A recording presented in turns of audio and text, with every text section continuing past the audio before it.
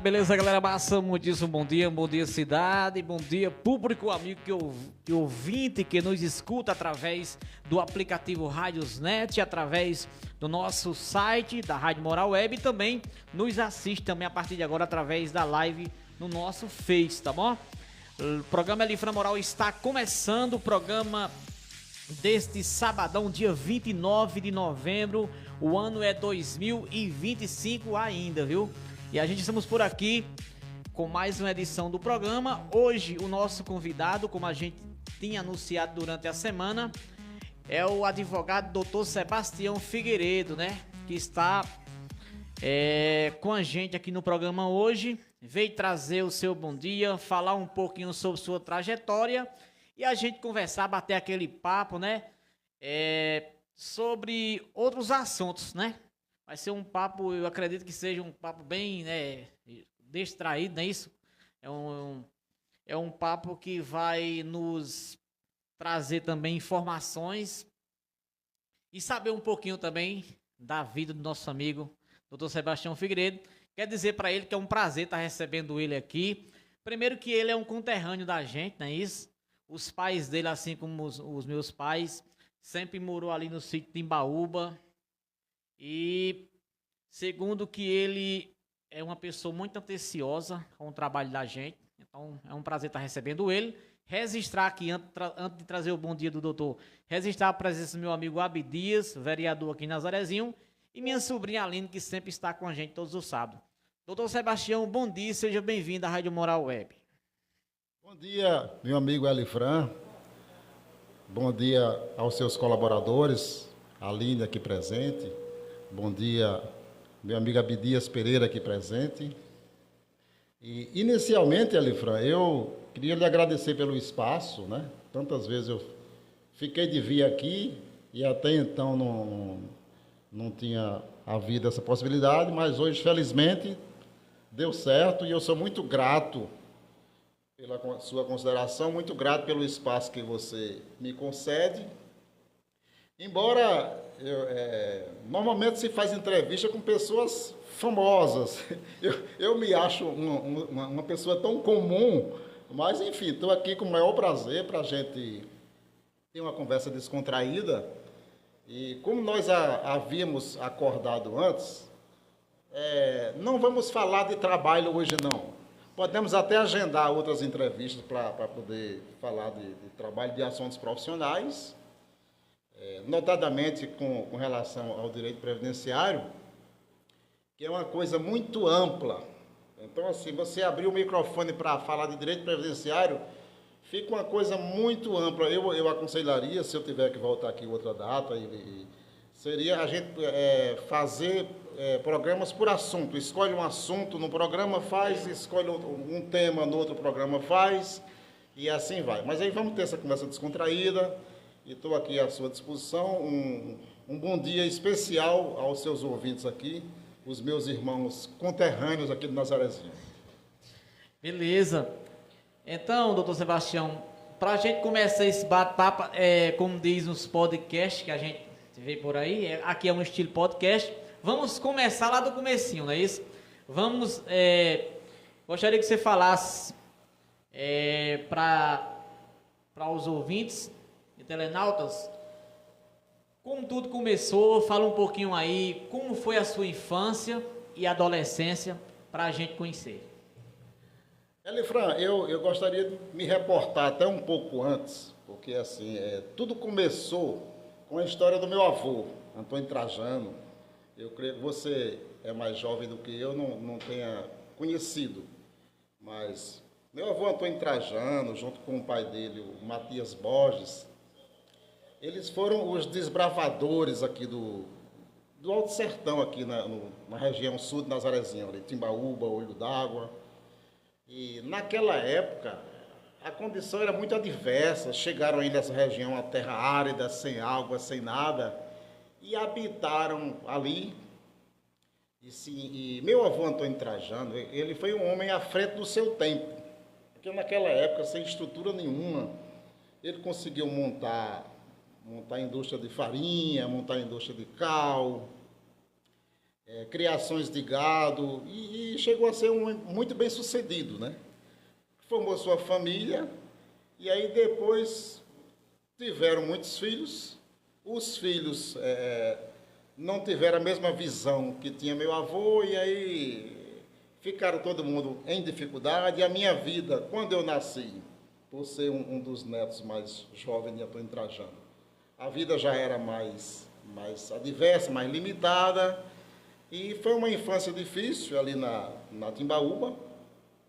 Eu morei ali do nascimento até os 11 anos de idade, que era quando tinha escola. Quando precisou fazer o quarto ano do ensino fundamental, que antigamente era primário, aí eu tive que deixar a escola lá do Olho d'Água, né? Era, salvo engano, me foge a memória aqui, o nome da escola. Mas então. Será que já era Manuel Borges? Manuel Borges, que fica ali ao lado da casa de Naldinho Borges, é verdade. E aí, lembro demais da minha professora Tiquinha, filha de Zé Cassimiro, lá do Olho d'Água. Nossa, faz anos e anos que eu não tenho contato com Tiquinha mais, e não tenho notícias dela, não sei como é que está. Mas, enfim, quando eu concluí o terceiro ano do ensino fundamental, aí tinha que vir para Nazarezinho. E aí não tinha mais a estrutura que meu avô inicialmente tinha proporcionado, que ele chegou a comprar uma casa ali na praça, e os netos formaram uma república de estudantes na época. Só que na minha época não tinha mais. Então teve que me virar de todo jeito. E aí foi quando surgiu o apoio de Abdias Pereira, o pai de Abdias Filho, e a opção foi morar na casa de seu Abdias para ter condição de estudar. E eu cheguei na casa de seu Abdias aos 12 anos e saí aos 16. Morei 5 anos lá, como filho, dentro de casa, né? E sou muito grato até hoje. Minha amizade com Abdias vem desse tempo. E assim, se eu tiver uma virtude na vida, eu acho que é gratidão. Eu sou muito grato com relação a isso aí. E é isso. Depois, quando eu concluí aqui o ensino primário, eu fui para Sousa, fazer um curso profissionalizante de técnico em agropecuária, que por sinal Abdias era colega meu de sala também, né, nessa época. E aí, Elifran, quando terminou o ensino fundamental, aí eu fiquei por Sousa e comecei a ser, na época, estagiário da Embrapa. Foi naquela época que surgiu o bicudo do algodão, que veio assolar a cultura do algodão no Nordeste e tudo mais. E eu era estagiário da Embrapa CNPA, passei uns 2 anos lá na Embrapa. E aí foi quando surgiu uma oportunidade de uma multinacional, a ICI do Brasil. Estava procurando alguém para fazer os trabalhos delas aqui, que ela desenvolveu um produto para combater o bicudo do algodão. Olha só como eu andei em diversas searas, né, na minha vida laboral. E aí eu fui para trabalhar na ICI, na multinacional, uma empresa potente, eu acho que está entre as 10 maiores do mundo. E na época me deu uma condição muito boa e eu passei um tempo na ICI. Mas era um trabalho temporário, né? E eu já me preparando para concurso, porque na época, eu acho que na época e hoje, a saída para filho de pobre era um concurso público, né? É verdade. Um concurso público. E aí, na época, eu me preparei para o concurso da Caixa Econômica Federal, e apesar de nunca ter tido escola particular, não ter tido, só ter feito um curso profissionalizante de técnica agrícola, eu enfrentei o concurso e passei. Então, com toda a diversidade de quem veio da roça em condições muito limitadas, aos 22 anos eu já era concursado da Caixa Econômica Federal, que era um sonho de... Naquele tempo, nossa, principalmente, né? Sim, era o sonho de muita gente. E aí passei a ser bancário da Caixa Econômica Federal. Também fiz o vestibular na época para Direito em Sousa. passei e fiquei trabalhando na Caixa Econômica Federal e fazendo direito. Aí passou o tempo, eu já formado em direito, já com a minha OAB, depois de 12 anos de Caixa Econômica, eu pedi demissão para advogar. E aí, desde então, eu vivo da advocacia e estou aí em plena atividade, graças a Deus. Sebastião, quer dizer que no caso você não conseguiu se aposentar como bancário, não. Com 12 anos você já pediu demissão, não é isso? Não, rapaz, aposentadoria não, eu sou jovem. Não, mas mas peraí, se você com 22 anos já era concursado, né? Não, é brincadeira. Não, na verdade, eu saí da Caixa Econômica por uma questão de perfil. Eu não nasci, e é o meu jeito próprio, eu não nasci com perfil de ser empregado. Eu estou mais para ser empregador, para ser liberal. E assim, apesar de ser uma bela empresa, apesar de ser um orgulho se você ser bancário da Caixa Econômica Federal, mas não era o que eu queria e eu pedi demissão para me tornar um profissional autônomo, como advogado. Hoje, Bruno de Roslene, ele trabalha na Caixa, ele falou para mim também, é bancário. De Roslene, minha prima? Tá. Tá. Abraçar também nosso amigo Vilásio Figueiredo, tá na audiência lá em São Paulo, viu? Abraçar ele, minha amiga Diane Figueiredo e também Zilma, que está lá na audiência. Um abração para vocês aí, a todos que estão ligados no programa. Aquele abraço, obrigado pela audiência de sempre. A turma ali de Marisópolis, audiência comprovada. Souza, Núcleo 2, obrigado a vocês aí pela audiência. Dando sequência, como você saiu da Caixa para você trabalhar como advogado. Sebastião, você demorou muito, porque eu sou leigo no assunto, mas eu costumo sempre ver assim, muitas pessoas que formam em direito que têm dificuldade em conseguir a carta da OAB, não é isso? OAB, não é isso? Vou conseguir, foi na primeira tentativa, já deu certo? Antes de eu lhe responder, eu queria só mandar um abraço. Certo. Vilás está na escuta? Está na escuta. Ô, Vilás, um abraço para você, viu? Hoje, com essa tecnologia, nós temos essa facilidade de falar com qualquer pessoa em qualquer lugar do mundo. E aqui é uma satisfação, sabendo que você está aí presente, me ouvindo, viu? Saudade de você, espero reencontrá-lo e poder lhe dar um abraço o mais breve possível. Elifran, quando eu terminei direito, eu ainda era bancário, mas na minha primeira prova da OAB, felizmente eu fui aprovado, né? E aí, desde então, eu advogo.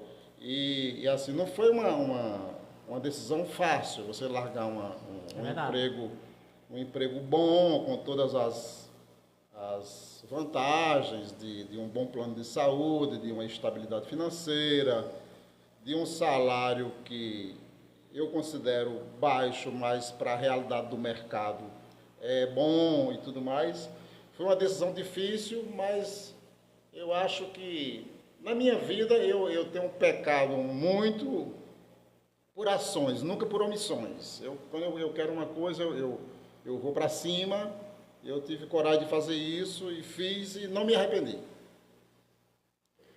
Sebastião, no caso, você como advogado, você atua em qual área do direito?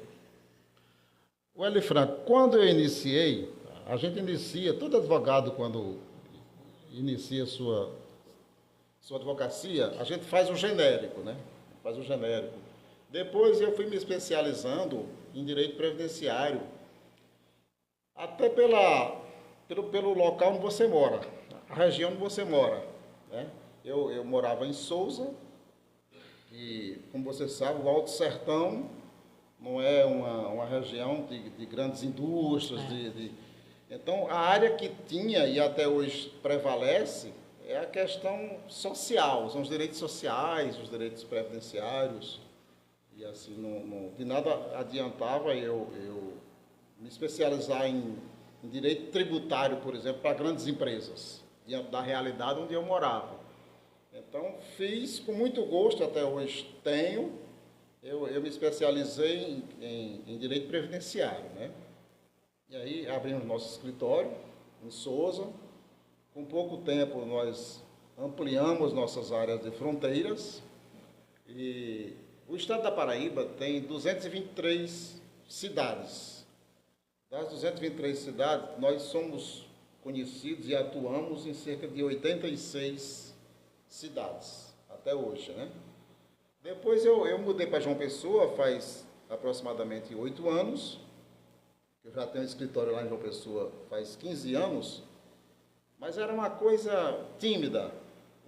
Sem a minha presença, eu ia lá esporadicamente uma vez ou duas vezes por mês, e era um escritório pequeno. E aí, como deu vontade de morar em João Pessoa, quando eu cheguei em João Pessoa, aí realmente o escritório ampliou. Eu fiz crescer o escritório de João Pessoa, e hoje lá é o meu principal escritório. Graças a Deus, muito, muito movimentado e é isso aí. Vamos lá. Você falando no escritório de Souza, eu vou relatar uma coisa que eu lembrei aqui agora. Abdias, mais ou menos em 2004, mais ou menos 2005, rapaz, eu tomava de conta de um time na Timbaúba, sem jogar a bola, mas para incentivar, né? Aí eu disse, rapaz, aí nós fomos fazer um treino de futebol, não sei se Sebastião lembra disso. Aí eu, sem conhecimento, né? 2004, o cara nem morava não tinha conhecimento de nada. Eu digo, para arrumar patrocínio é difícil. Aí eu lembrei que eu tinha ido um dia lá mais velho, de Zumael, lá em Sebastião, para ver se ele conseguia, tipo um meio de a gente arrumar um emprego em Souza, né? Aí eu digo, rapaz, eu fui naquele dia lá, eu vou bater lá em Sebastião Figueiredo, vai ser meu patrocinador.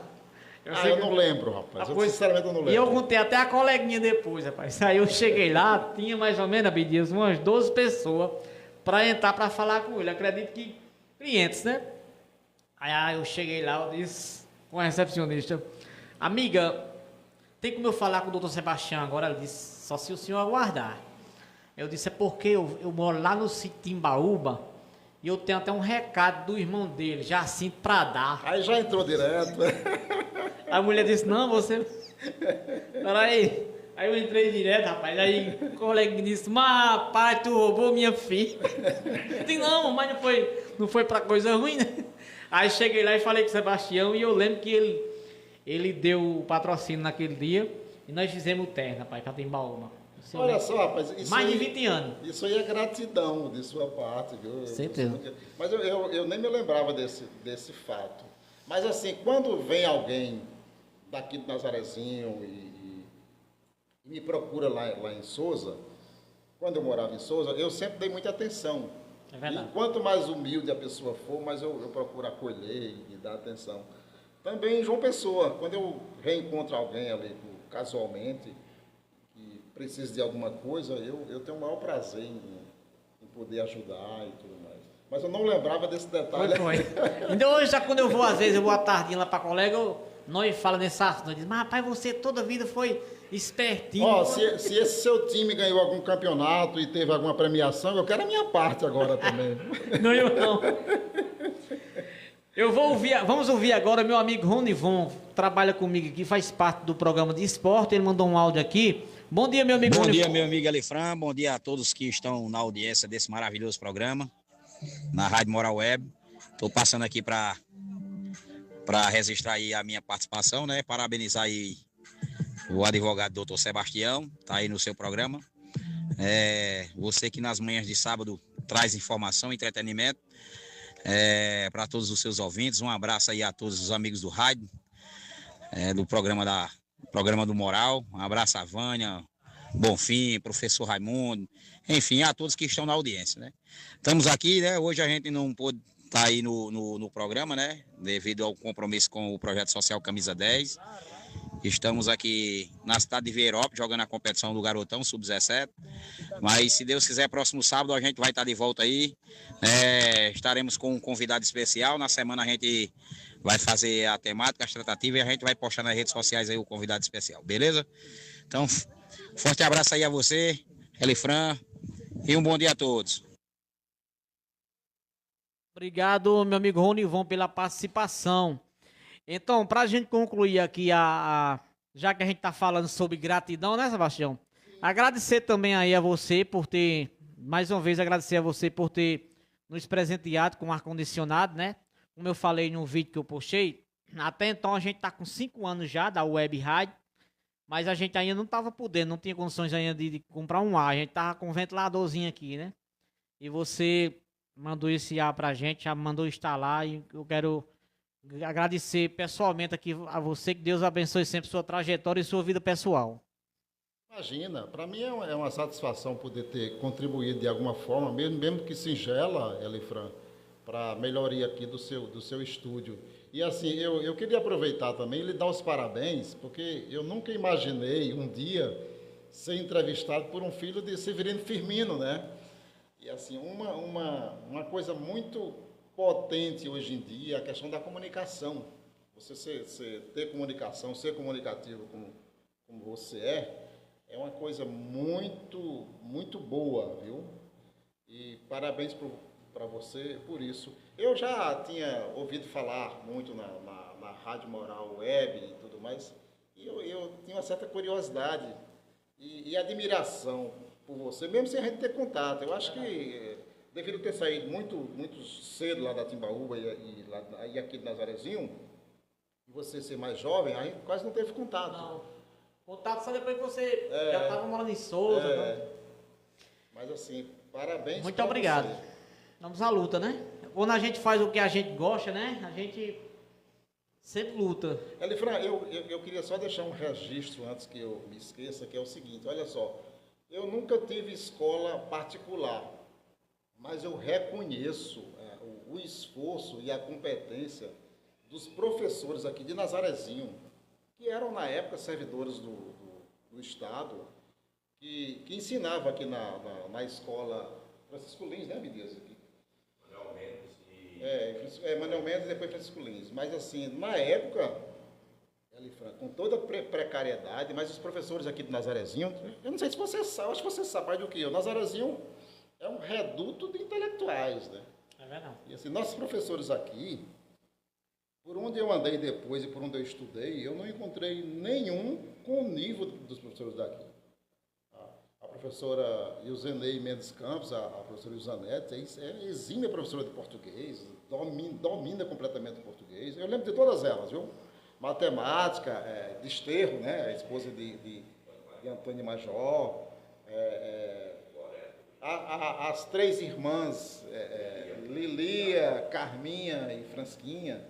Fransquinha ensinava história, Carminha geografia, Lilia questão moral e cívica, religiosa.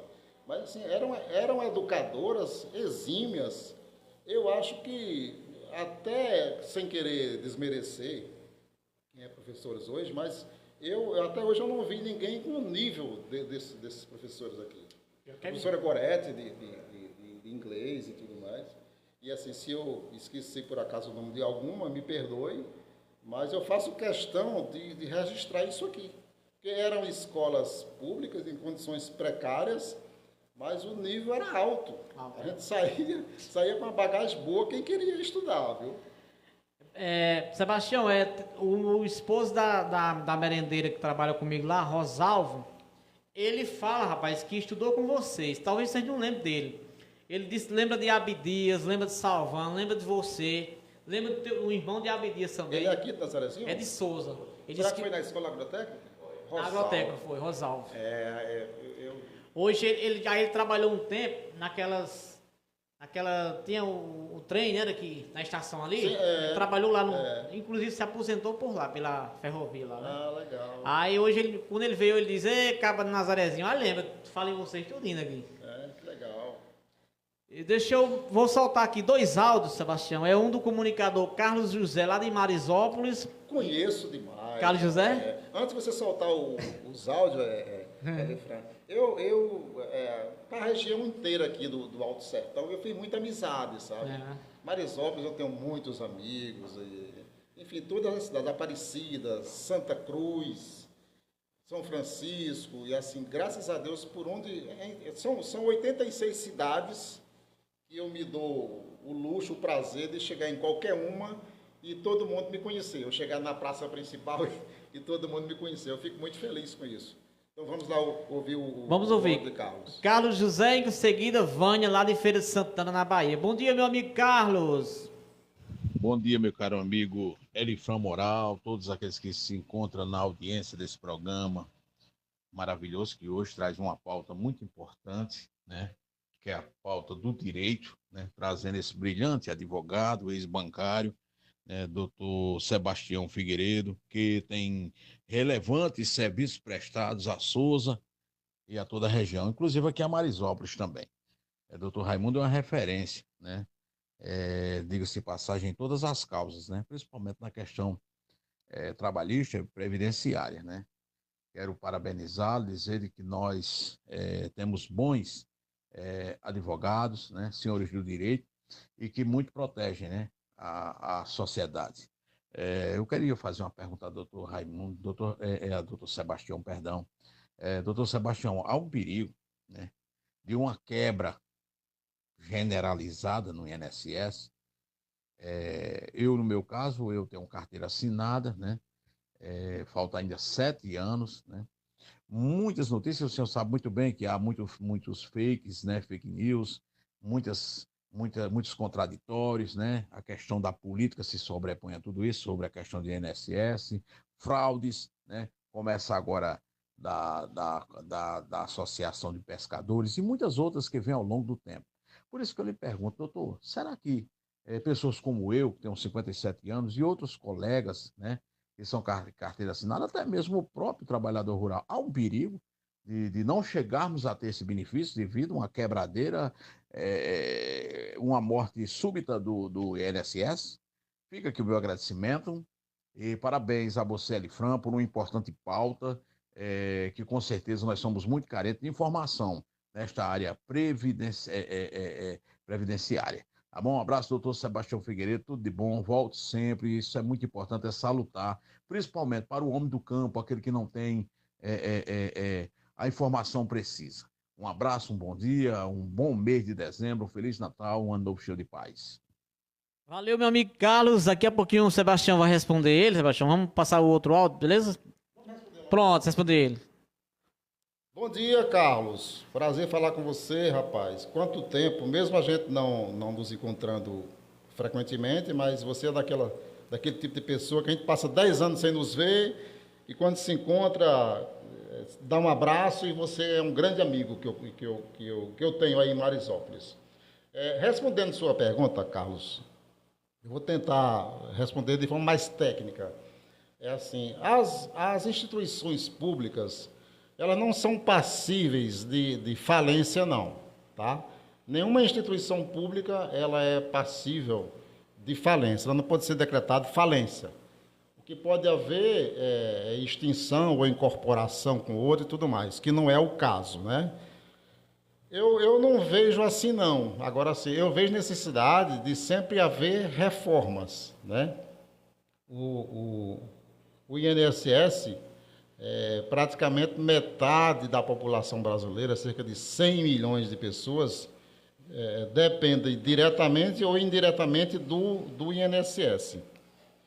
E o INSS, na verdade, é uma autarquia, né? E, assim, para quem não sabe, eu vou explicar o que é uma autarquia.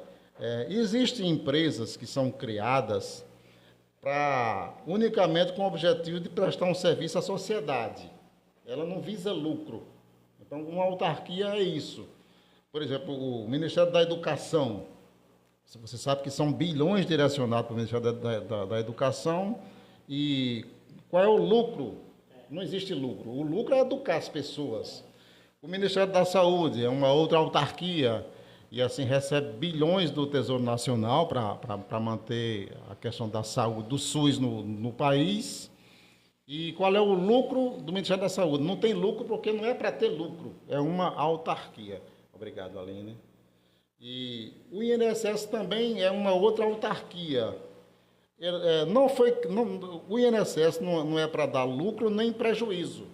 O INSS tem o seu papel de conceder os benefícios de quem é segurado, na verdade, né? E aí também administra os benefícios sociais, que são aqueles concedidos aos cidadãos que não são segurados, porque é um direito constitucional. A nossa Constituição reza que nenhum brasileiro pode viver na miséria. Então foi criado a LOAS, né, que é a Lei Orgânica da Assistência Social, para que todo cidadão tenha direito a um mínimo de qualidade de vida. E aí, embora os benefícios assistenciais, que é para quem não contribui com o INSS, também é administrado pelo INSS. Então, assim, quebrar, não, mas poderá reduzir vantagens, porque tem que ajustar essas reformas. E, assim, não é de hoje que vem reformando, porque se não tivessem tomado providências aí desde os anos 90, a situação estava desequilibrada. Mas em 97 já teve uma grande mudança.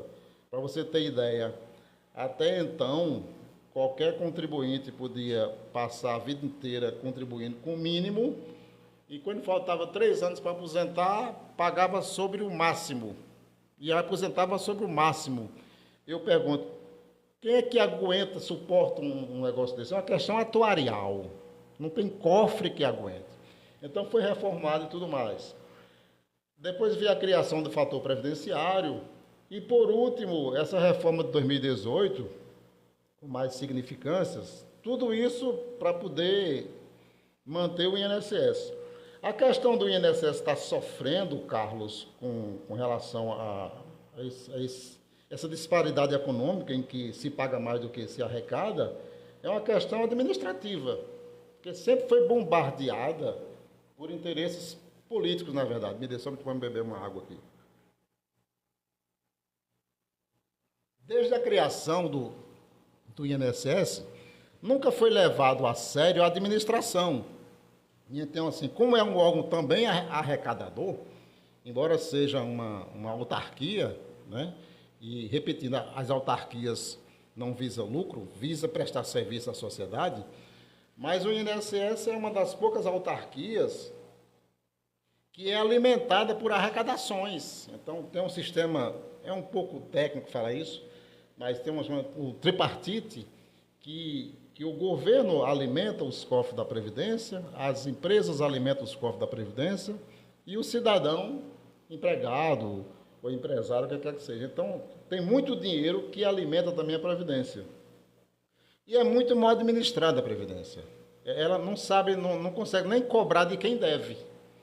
E aí tem grandes devedores no Brasil, como bancos e fundações, isso, aquilo lá, que devem bilhões. Assim, se tivesse sido bem administrada, a situação era melhor a situação. Seria melhor, porque é uma questão atuarial.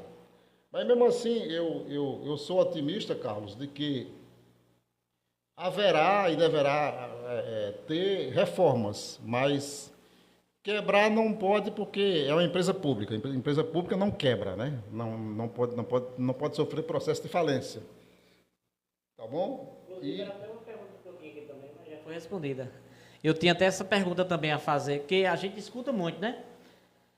As pessoas falar sobre o INSS, que se ficar desse jeito vai findar quebrando, ninguém vai se aposentar quando chegar. Tem algumas coisas assim que eu como conhecedor, eu até discordo e sei que é muito difícil aprovar isso numa reforma, porque pelas pressões sociais.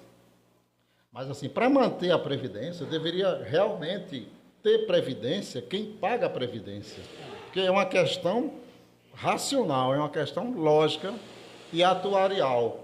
Então, assim, eu acho que deveria migrar, essa é a minha opinião pessoal, deveria migrar para o social, para LOAS, para que saia dos cofres do Tesouro Nacional e não da Previdência Social, os segurados especiais, porque não pagam a Previdência, os agricultores.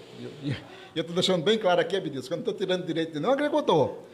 Eu estou apenas mudando que o pagamento de quem deveria fazer o pagamento aos agricultores não deveria ser o cofre da Previdência, deveria ser o cofre do Tesouro Nacional. Porque o agricultor ele não paga a Previdência, mas quem paga é a Previdência para ele.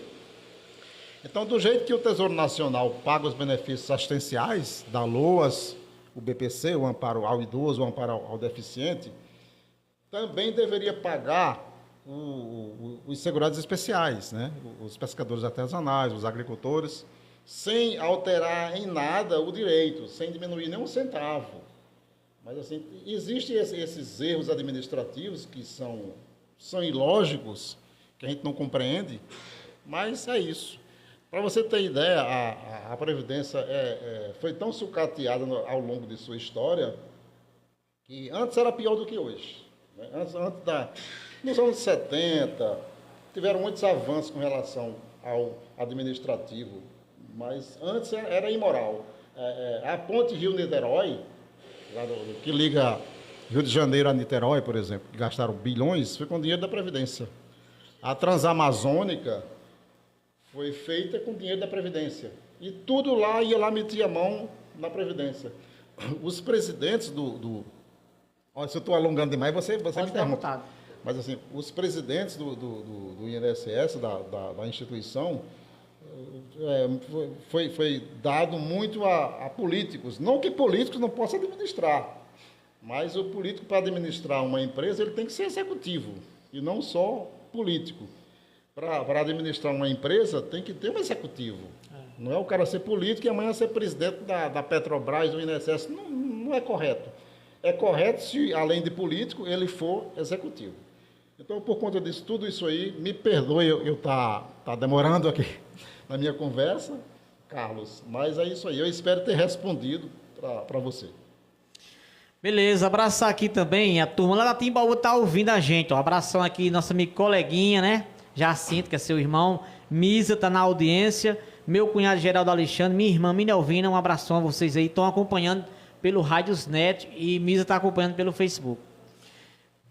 Conheço todos eles. O Geraldo, Minervina, Jacinto é meu irmão, Misa minha cunhada. E a Bidia está dizendo aqui a mim que vai querer comer um baiãozinho aí mais tarde, né? Eu não sei se eu estou avisando tarde demais. Né? Vamos ouvir aqui minha amiga Vânia, tá lá em Feira de Santana. Bom dia, Vânia. Bom dia, Elifran. Bom dia para toda a turminha que tá ligadinha aí no programa. Passando aqui só para me registrar que eu tô ligadinha diretamente aqui de Feira de Santana, na live aí da Rádio do Moral. Aí hoje tá aí o advogado aí, Sebastião Figueiredo, né? Parabéns, programa top. Sempre você trazendo os entrevistados, né? Às vezes a gente tem dúvidas e a gente tira. E eu tô aqui na escuta aí da entrevista e tô amando, tá? Passando aqui para mandar um cheiro para a turma de Carrapateira, a turma da Unifat aqui de jornalismo aqui em Feira de Santana, meus colegas de sala de aula. Ontem tivemos programa de rádio, falei bastante de você, Elifran, da Rádio do Moral, que eu amo. Também quero mandar um alusão lá para a turma de Carrapateira e para toda a galerinha que tá ligadinha aí no programa, que tá top aí, hoje aí com o advogado aí, Sebastião. Valeu, Sebastião, sucesso, mais e mais e mais. Tô ligadinha aqui junto com você, com a Elifran, com a Rádio do Moral. Um cheiro no coração para essa galerinha, a Aline e toda a turminha do Grupo Amigos da Rádio do Moral. E também para o meu amigo Rony Von aí, que acabou de participar aí do programa. Um abração para você, amigão. Sábado tô ligadinha. Valeu, Vânia, futura jornalista, né, rapaz? Um abração para você aí em Feira de Santana, na Bahia. Um abraço, Vânia. Obrigado por citar meu nome. E assim, hoje nós temos essa facilidade, né, Elifran? Você está aqui fazendo seu programa e uma pessoa lá em Feira de Santana está ouvindo. Esse lado é o lado bom da tecnologia, né? Muito embora existem as partes negativas também da tecnologia. E, enfim, a conversa está muito descontraída e eu estou adorando aqui nossa entrevista, que como nós sugerimos, né, seria uma conversa descontraída, sem estar focado na questão do direito, por dois motivos, Elifran. Primeiro, porque eu vim aqui para a gente bater um papo de verdade. Eu estou tão cansado de trabalhar que eu não queria falar de direito.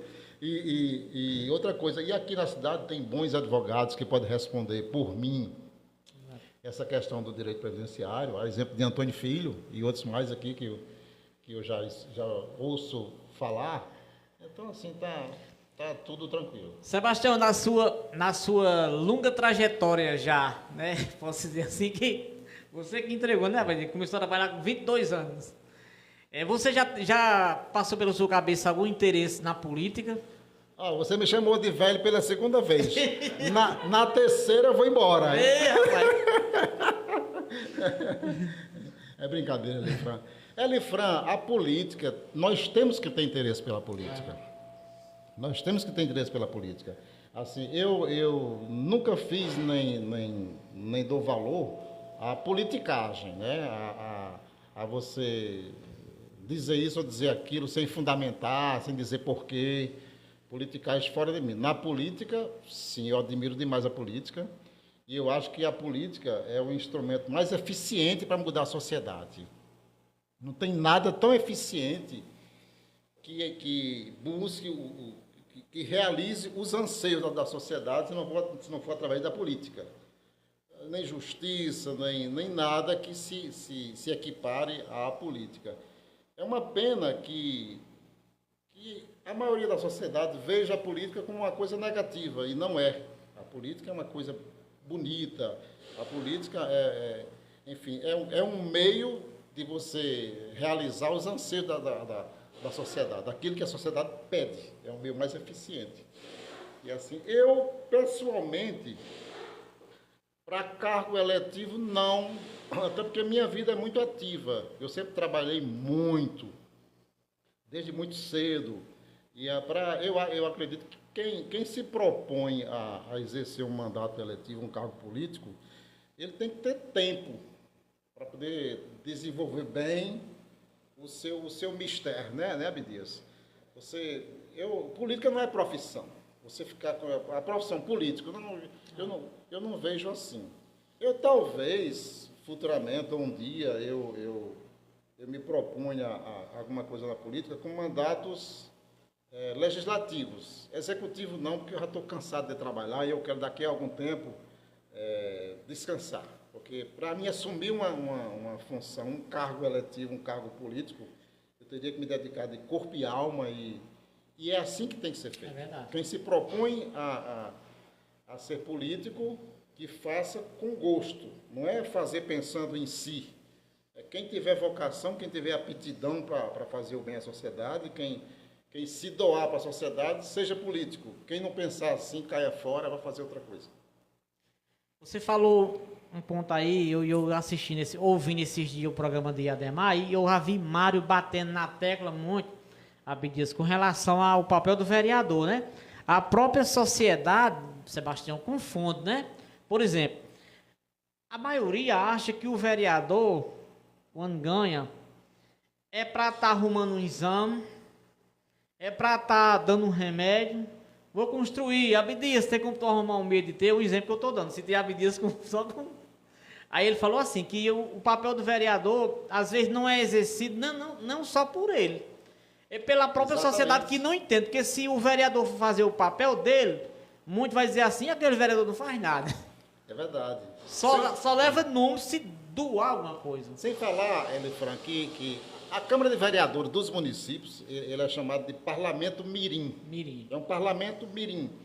É o equivalente à Câmara Federal, à Assembleia Legislativa do Estado e vamos dizer assim, em menor espaço, a Câmara Municipal. São os três parlamentos legislativos. Não tem nada a ver realmente com o que o pessoal pensa, não. Né? É isso. E esse é o papel do legislador, vigiar o trabalho, fiscalizar o trabalho do executivo, ver os anseios da sociedade e tudo mais. E aproveitando Sim, também, aqui já a deixa, tem evoluído muito essa questão do administrativo, de um modo geral, porque evoluiu muito essa questão da lei de responsabilidade fiscal. Hoje, para todo mundo, está amarrado uma lei, né? O gestor está muito engessado. Quando vem uma verba para tal e qual coisa, já vem determinado para aquela coisa, não pode mexer, porque depois você vai responder a crime. Mas, assim, pelo pouco que eu conheço, melhorou muito, porque até os anos 70, Elifran, Abdias, a Aline e a sociedade, o descaso era uma coisa absurda. O prefeito da cidade se sentia dono da cidade e fazia o que dava na telha, né? Dava na telha. Não pagavam direitos sociais nem trabalhistas, direcionava os recursos que vinham para o município para o que achasse que devia direcionar. E aí bagunçou isso, sem exceção, no país inteiro, inclusive nas Arezinho.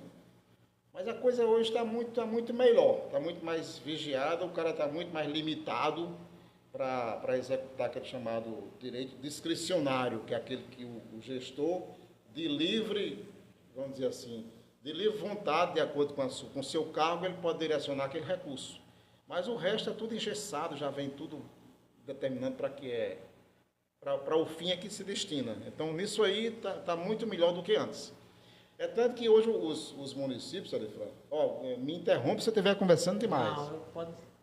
Mas os municípios até hoje, a grande maioria, estão atolados em precatórios, em dívidas de precatórios, por conta das ações de governos passados, que não tiveram a responsabilidade de gerir o patrimônio público. E aí vai levar alguns anos, mas eu acredito que depois que acabar essa enxurrada de precatórios, vai ficar bem mais fácil administrar.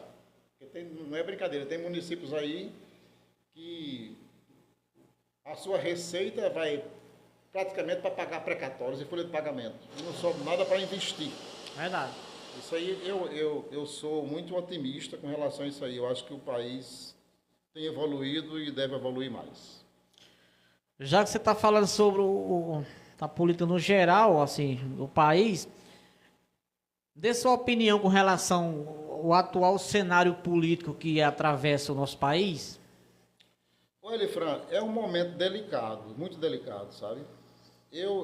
Na minha época de estudante, bem jovem, lá em Souza, engraçado, eu estava lembrando um dia desse, nós fizemos um grupo de estudo, que era até eu, doutor Formiga, Edinho, uns 10 colegas metidos a intelectuais da época, e nós formamos um grupo de estudo para debater a questão da redemocratização. Na época havia as diretas já, e a liderança de Tancredo Neves aí à frente, carregando a bandeira da redemocratização, e a gente estava engajado naquele tempo e, enfim, conseguimos sair de uma ditadura e, depois de tantos anos, é assustador, é uma coisa temerosa você discutir hoje no país a questão da iminência que teve de um golpe de Estado. Isso é temeroso, isso não era para acontecer nos dias atuais. Eu acho isso muito triste, muito caótico, porque ao invés de estar discutindo aqui o desenvolvimento do país, de buscar, de gerar emprego, de movimentar a economia do país, está aqui com uma polarização de extrema-direita, extrema-esquerda, e ameaça de cessar o Estado Democrático de Direito. Isso é muito triste, isso é perca de tempo, isso atrasa o desenvolvimento do país. E você me perguntou como é que eu vejo. Eu vejo com tristeza, mas esperançoso, porque, assim, felizmente, o nosso ordenamento jurídico está de pé, está funcionando. Então, afastou, graças a Deus, essa possibilidade que foi a iminência de um golpe de Estado. Isso é muito preocupante. E eu não estou aqui defendendo A ou B. Eu não sou lulista, nunca fui petista, menos ainda de direita, mas eu acho que eu procuro ter o bom senso. Eu acho que quem se propõe a exercer um cargo máximo do nosso país tem que ter um mínimo de preparação. Tem que ter um mínimo de preparação, ter noção do que é um Estado democrático de direito, ter uma boa relação, as relações internacionais, se preocupar com a economia do país e, enfim, gerar benfeitorias para a sociedade. Não é aqui estar discutindo poder por poder, mas é isso aí. eu reitero que estou preocupado, estou triste, mas esperançoso. Abraçar aqui Tiago Figueiredo, tá ouvindo você lá em Brasília, viu? Tá aqui da Fala, live. Tiago. Abraçar aqui também meu amigo Moraes, lá no Gravatá. Bom dia, Elifran. Bom dia ao doutor Sebastião e a todos os ouvintes. Deixa eu ver quem tá mais aqui com a gente. Maria do Carmo Oliveira, quero parabenizar o entrevistado. Deixa eu ver aqui quem mais. Socorro, tá lá em São João do Rio do Peixe. Meu amigo Edilson, bom dia, lá em São Paulo. Fátima Martins, Sítio Peba dos Lira, bom dia, Elifran, a todos que fazem esse maravilhoso programa. Que Deus abençoe todos. Tenham um ótimo sábado, cheio de paz. Valeu, minha amiga Fátima Martins, obrigado. Minha amiga Eva também está na audiência. E a gente dando sequência aqui, em nome dos melhores parceiros e anunciantes aqui da Rádio Moral Web, abraçando cada um de vocês pela audiência e pela sintonia. Confira a hora certa comigo, são 10 horas mais 10 minutinhos, 10h10, tudo igual aqui na Rádio Moral Web. Estamos conversando com o advogado Dr. Sebastião Figueiredo, aqui hoje na Rádio Moral Web, abraçando os ouvintes que estão na audiência. Dando sequência aqui, falando aqui sobre assuntos diversos, não é isso? A gente não está com um tema específico. Você já falou sobre suas expectativas para um futuro país, né? Você está esperançoso, né? Esperançoso, Elifran. Eu acho que a tendência é acalmar esses ânimos aí e tocar a vida para frente, né? Sebastião, mudando agora um pouco de política para música, a gente também quer saber qual o gosto musical do doutor, o que gosta de ouvir. Pois é, rapaz, você havia conversado comigo outro dia e eu estava dizendo a você que eu sou alucinado por música, né?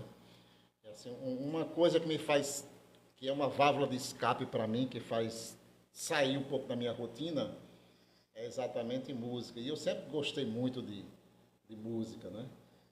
Quando eu posso, eu passo horas e horas ouvindo música. E a influência da música britânica, especialmente da Inglaterra nos anos 60 no Brasil, é uma coisa estrondosa. A música americana, através do Elvis e tudo mais. E esse é um assunto que eu levaria um dia inteiro conversando com você. Mas meu gosto é o seguinte, Elifran. Uma boa música é uma obra de arte, né? Uma boa música, ela não é nova nem é velha. Ela é eterna, ela é atemporal, né?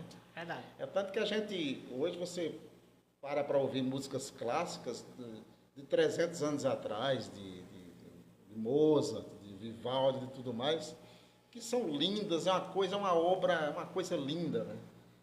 Então, eu gosto sim de música. E no Brasil nós temos grandes artistas, eu escuto alguma coisa de MPB, alguns artistas regionais, e a música internacional da Inglaterra, eu tenho preferência por anos 70, anos 80, porque os anos 60, 70, metade dos anos 60, a década de 70, a década de 80 e até o meado de 90, foi uma coisa linda, rapaz. A cultura nunca teve tão elevada nesse tempo, e você vê grandes músicos e uma coisa linda. De lá para cá, apesar do mundo ter se desenvolvido, mas a cultura dissolveu. Eu vejo hoje muita poluição sonora, muito conteúdo sem qualidade. Com algumas exceções, você vê muito conteúdo sem qualidade. Mas eu gosto muito daquelas bandas dos anos 70 da Inglaterra, Beatles, Rolling Stones e por aí vai, né? Artistas individuais como o Elton John, que até vai abrir agora o Rock in Rio, né? Vai ser com ele, já velhinho, já quase cadeirante. O Rod Stewart, Dire Straits. Então, esse é meu gosto musical, né? E nos Estados Unidos, desde do Elvis até Stevie Wonder, e por aí vai. Tem muita coisa ali, Fran. Aí é conteúdo para a gente falar um dia inteiro, de preferência tomando um vinho e batendo papo, né? É verdade. Sebastião, eu acho que, assim, sobre o Brasil, né? As músicas brasileiras. Tá em decadência as músicas. Na minha opinião, você não escuta mais uma música de qualidade, com raras exceções, né?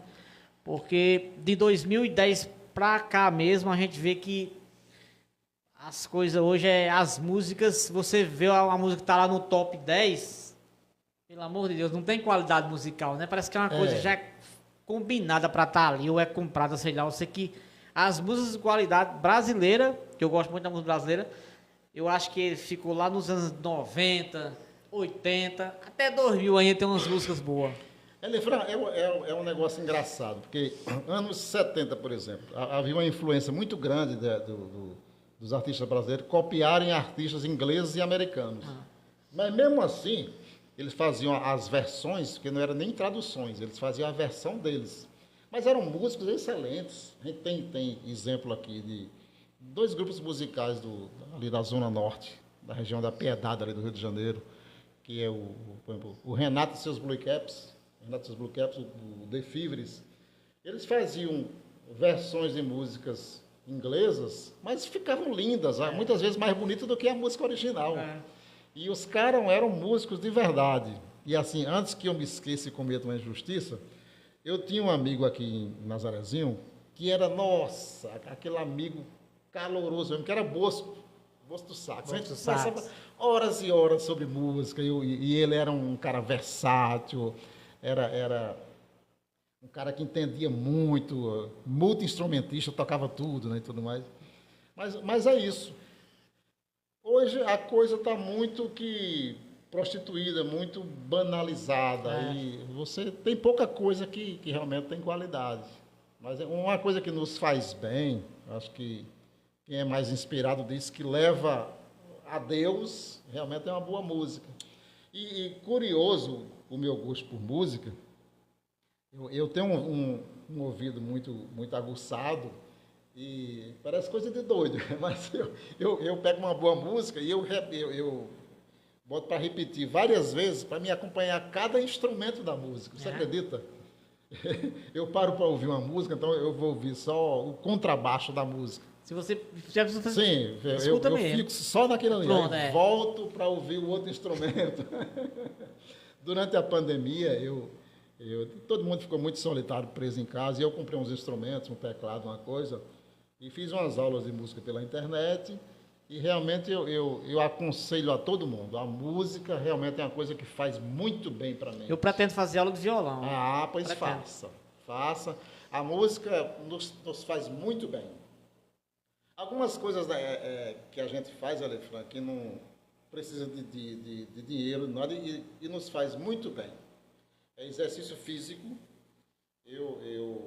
Há um tempo atrás, eu adotei, antes dessa moda atual, que todo mundo está se voltando para a corrida de rua, mas bem antes disso aí eu já fazia. Está fazendo agora 10 anos que eu corria São Silvestre lá em São Paulo. Mas há 10 anos atrás eu era até mais gordo e consegui correr a São Silvestre lá em São Paulo. E daí para cá eu faço minhas corridas com frequência. Há 3 meses atrás eu fiz a meia maratona internacional do Rio de Janeiro. E aí corri 21 quilômetros lá no Rio de Janeiro, pegando ali da zona sul de São Conrado, descendo ali para o Leblon, Ipanema, Copacabana, até o centro antigo do Rio. E eu cheguei com a língua de fora, tá vendo? Mas eu fiz os 21 quilômetros. Tão velho quem tá é eu, que não faz. Esse mês mesmo eu já fiz 2 maratonas em João Pessoa. Fiz a meia maratona internacional de João Pessoa no domingo, e na quinta-feira teve a corrida com o Bel, né, o Chiclete com Banana, que eu acho um cara fantástico. Pronto, já acompanhei suas histórias e vi. Você posta. Um cara fantástico, eu sou muito fã do Bel. E aí fiz 2 maratonas.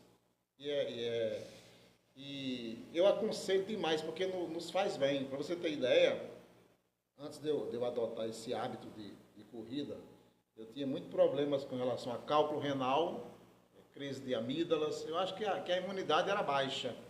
E acabou. Acabou, eu fico com isso, baniu da minha vida esses problemas. E com relação ao cálculo renal, eu até fiquei muito surpreso, porque o meu urologista estava explicando que o cálcio que fabricava a pedra do cálculo renal, ele está fortalecendo os ossos, quer dizer, pelo fato do exercício físico, a matéria-prima que fabricava o cálculo renal está indo para os ossos. Olha só que coisa fantástica. E é uma coisa que não custa nada, é você calçar um tênis E andar, e correr, né? Não gasta nada, não. Então, é isso aí. Sebastião, me fala aí sobre sua religião. Elifran, eu sou cristão. Eu sou adorador de Jesus Cristo. Pode parecer polêmico, mas eu não carrego bandeira de igreja, porque eu acho Jesus Cristo tão perfeito que está acima dessas instituições. E assim, eu reconheço a importância demais das instituições, tanto a Igreja Católica Apostólica Romana, como as igrejas evangélicas, que são oriundas de Martinho Lutero, ainda enfim, eu acho fundamental para a sociedade. Mas, assim, eu comungo com a ideia do Leandro Carnal, e me perdoe quem pensar algo diferente de mim, mas eu comungo com a ideia do Leandro Carnal, quando ele diz que se Jesus visitasse São Paulo hoje, ele não iria para nenhuma igreja, ele iria para a Cracolândia, que é onde estão os doentes, os excluídos. É isso aí. Eu sou contra, e com relação a isso eu falo com entusiasmo, eu sou contra e não entendo como é que um pastor fica bilionário, que anda de jatinho. Jesus Cristo andava de jegue. Tá? Eu não estou fazendo apologia nenhuma à pobreza, mas assim, quem tem que ficar rico é empresário, é quem produz riqueza, não é você utilizar da fragilidade humana e pegar uma pessoa que já está emocionalmente acabado e prometer coisas, sei lá, coisas que não coisas, sonhos ilusórios e ficar rico, pastores bilionários aí, eu acho que são anticristo. Os ideais cristãos são diferentes. Então, assim, com toda humildade, eu sou um ser humano cheio de defeito, mas eu sou cristão acima de tudo. Eu assisti uma reportagem, que acho que muita gente assistiu naquele tempo, sobre aquela região que teve a Record, né, com relação àquele pastor Valdemiro, né?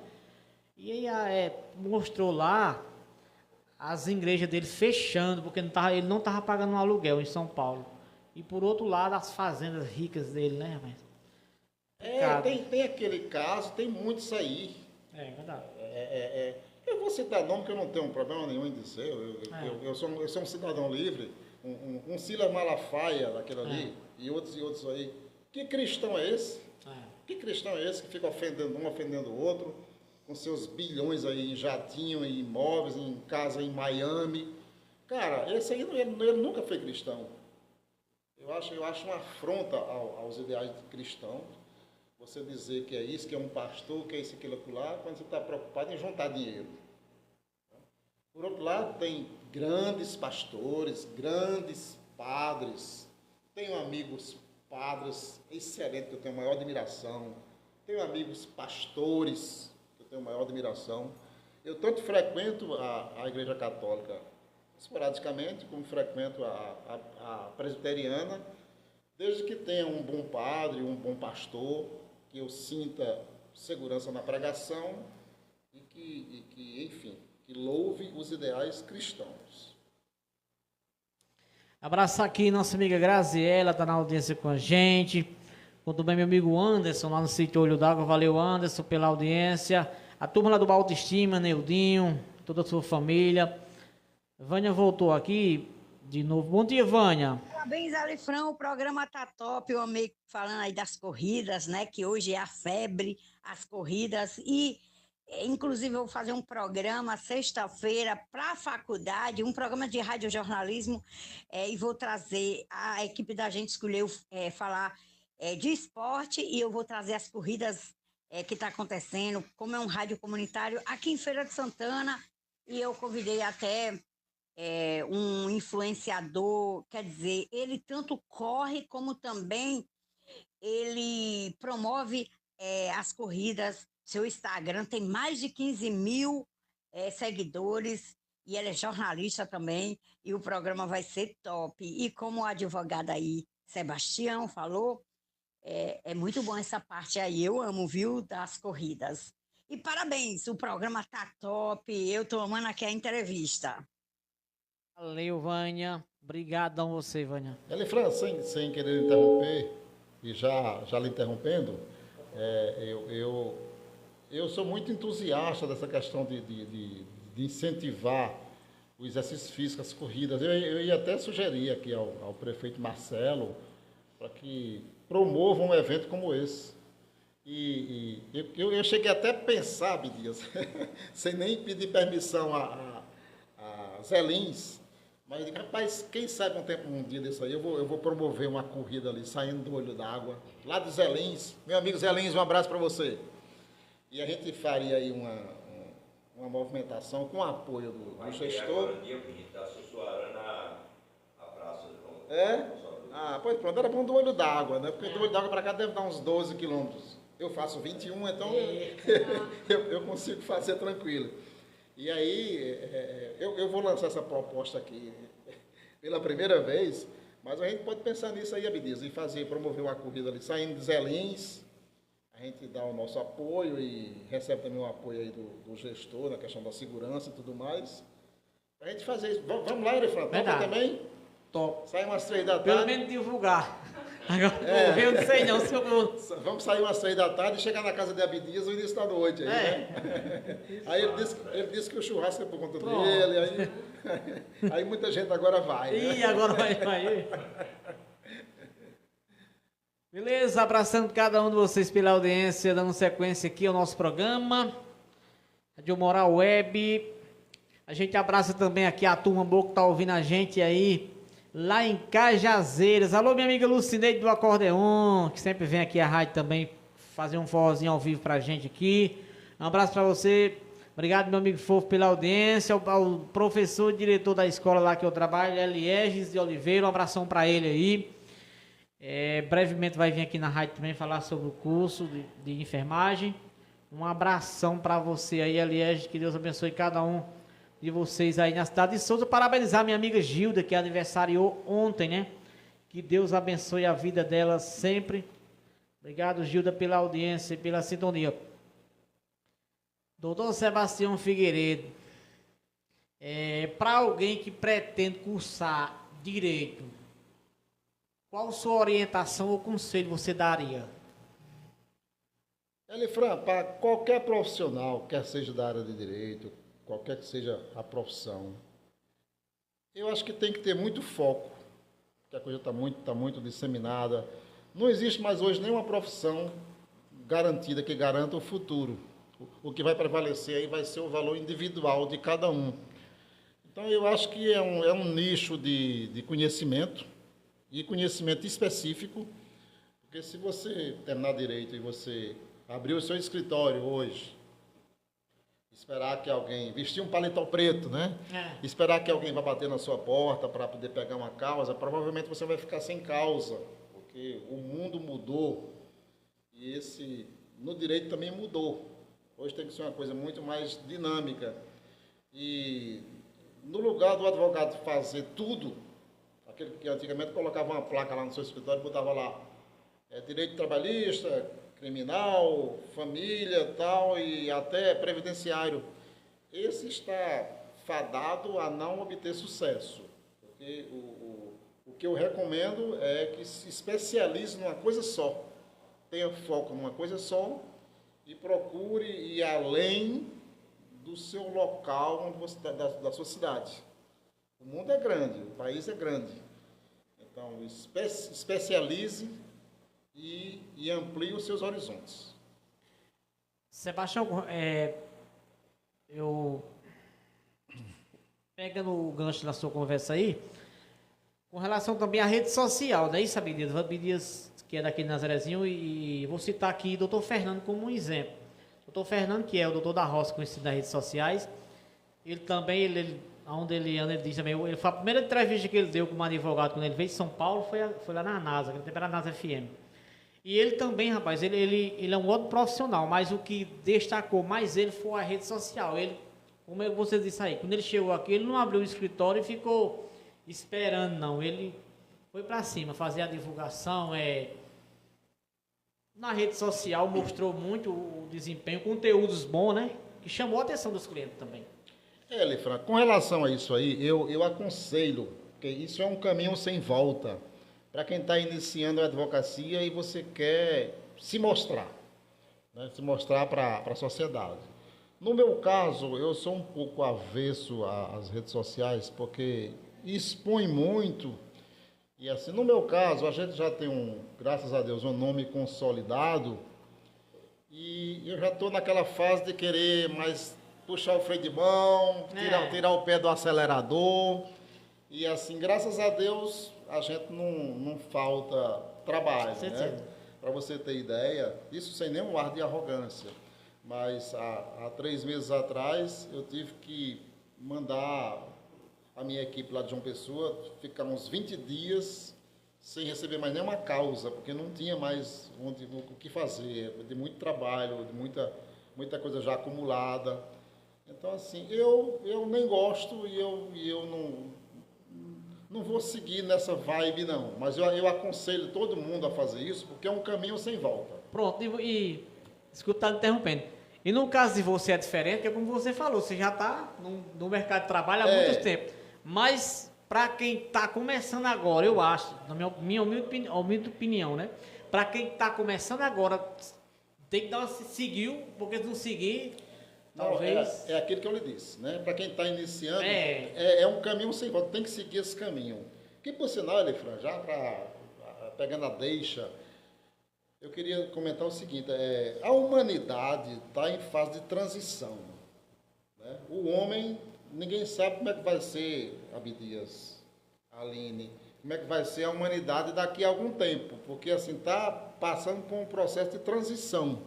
O que a gente faz hoje não vale para o dia de amanhã. O que eu faço hoje no meu trabalho, há 5 anos atrás era completamente diferente. E assim, nós estamos no meio do furacão dessa mudança de comportamento humano, né? Isso aí, para quem está com a gente vivendo em plena mudança, é muito ruim, porque gera incerteza, gera insegurança. E ninguém sabe como é que vai ser o dia de amanhã. Como é que vai ser a medicina de amanhã. As faculdades que estão formando hoje, vai valer para amanhã? Ninguém sabe.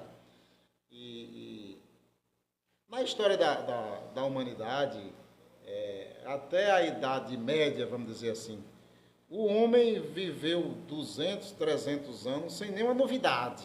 Então, você tinha sua vida fazendo uma coisa. Seus filhos faziam o que você fazia. Seus netos faziam o que você fazia. Seus tataranetos faziam o que você fazia. Então, assim, não desenvolvia, mas era confortável, porque você não tinha muito o que fazer, era aquilo ali. E aí, o grande primeiro choque que teve na história da humanidade foi a questão da Revolução Industrial, volta de 1700 na Inglaterra. E aí passou a trazer o pessoal do campo para as cidades, para as indústrias. Isso causou um parafuso na mente das pessoas, que mudou demais a questão do comportamento humano. Você teve que se readaptar ao novo mundo ou fica para trás. O que é que acontece? Essa chamada revolução cibernética, ou cada um chama como quer chamar, já superou em dezenas de vezes a questão da mudança da revolução industrial. E hoje está uma loucura. Eu mesmo, eu sou um ser humano muito inseguro com relação ao futuro, embora otimista. Eu não sei onde vai parar isso aí. Eu não sei onde vai parar. Está tudo muito inseguro, muito estranho. Até o comportamento das pessoas. Antigamente, um negócio que eu tenho saudade, Elifran, eu estou conversando demais, me perdoe.